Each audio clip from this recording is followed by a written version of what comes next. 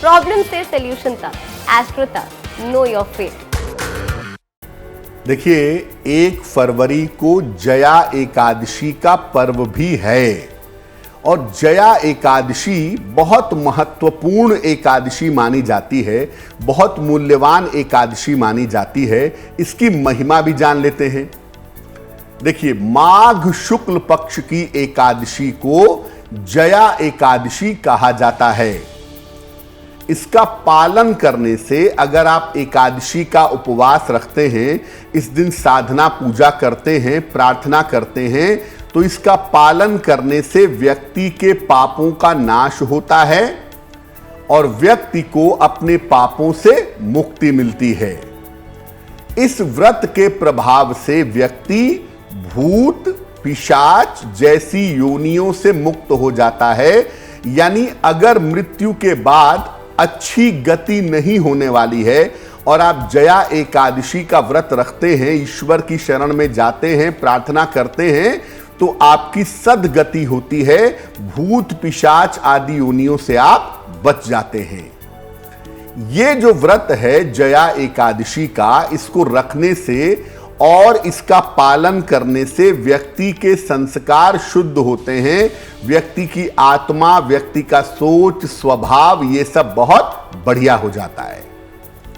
देखिए, जया एकादशी के व्रत में प्रातः काल दिन के समय में भगवान कृष्ण की पूजा की जाती है और इस व्रत में फलों का और पंचामृत का भोग लगाया जाता है भगवान को, और वही फल और वही पंचामृत ग्रहण किया जाता है प्रसाद के रूप में।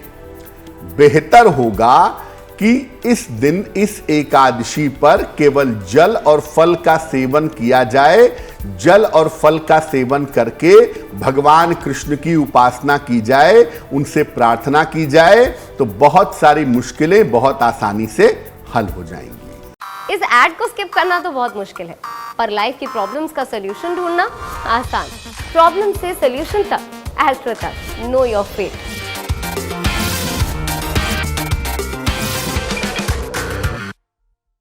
देखिए, वैसे तो अच्छा होगा कि आप जया एकादशी पर उपवास रखें, जल और फल का सेवन करके आप व्रत रखें, उपवास रखें, वो ज़्यादा बेहतर होगा।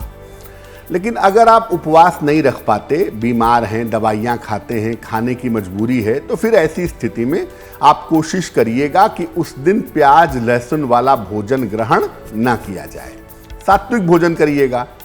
दूसरे नंबर पे सुबह और शाम दोनों समय भगवान कृष्ण की पूजा करिएगा और भगवत गीता का पाठ करिएगा।